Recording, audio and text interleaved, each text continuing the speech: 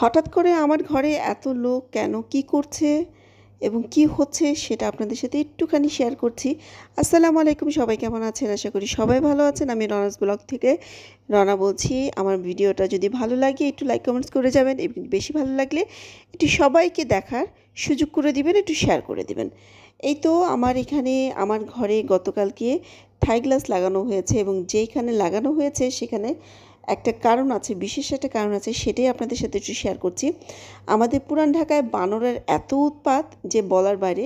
কিছুদিন পর পর আমার একটা ভিডিও আছে, আমার ফ্রিজ খুলে খুলে বানর এসে একেবারে আমার ঘর তছনছ করে দিয়ে যায়।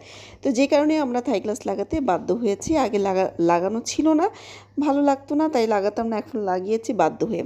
তো দেখেন ওই যে জায়গাগুলো দেখাচ্ছি, এখানে সে বানর বসে থাকে, ওইখানে ওই বাড়িতে বাড়িতে গিয়েও বানর অত্যাচার করে। মানে আমাদের প্রত্যেকটা বাড়িতে ওই যে পেঁপে গাছটা দেখছেন, সেখানে গিয়েও পেঁপে গাছটা দুদিন পর পর একদম তছনছ করে দেয়। প্রত্যেকটা ওই যে ছাদের টাঙ্কিটা দেখছেন, টাঙ্কিটা খুলে খুলে পানি খেয়ে যায়, ওইখানে গোসল করে যায়, এত অত্যাচার করে আমার এখানে এসে।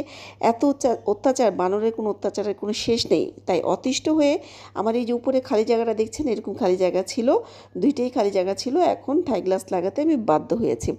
তো এই তো যেই কথা সেই কাজ। আমার লোক চলে আসছে, কথা আগের দিন কথা বলে গেছে, তাই এখন লোক চলে আসছে, এসে আমার ঘরে থাই গ্লাসের কাজ চলছে, সেটাই আপনাদের সাথে একটু শেয়ার করছি।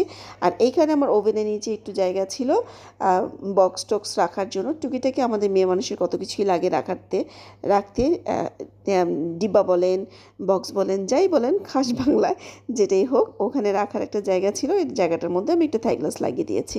তো জায়গাটা ওইখানে একটু দেখতে খারাপ লাগে, আমার ঘরে প্রচুর পরিমাণ ইঁদুর আসে, তো ইঁদুরের উৎপাতও ঠিকটা হয় না, ভালো লাগে না।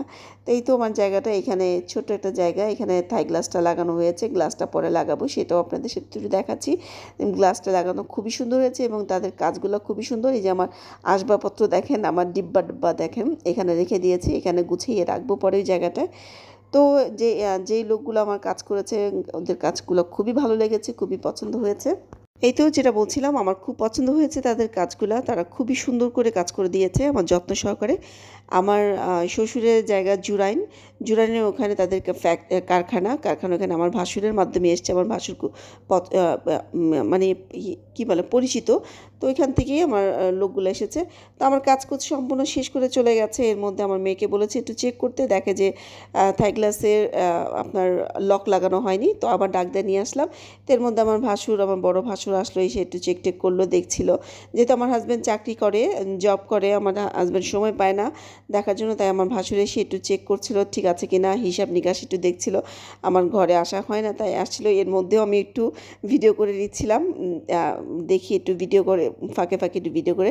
এই তো আমার একটু ভালো লাগা, একটু যাই কাজ করি, যেটি করি, একটু আপনাদের সাথে শেয়ার করি।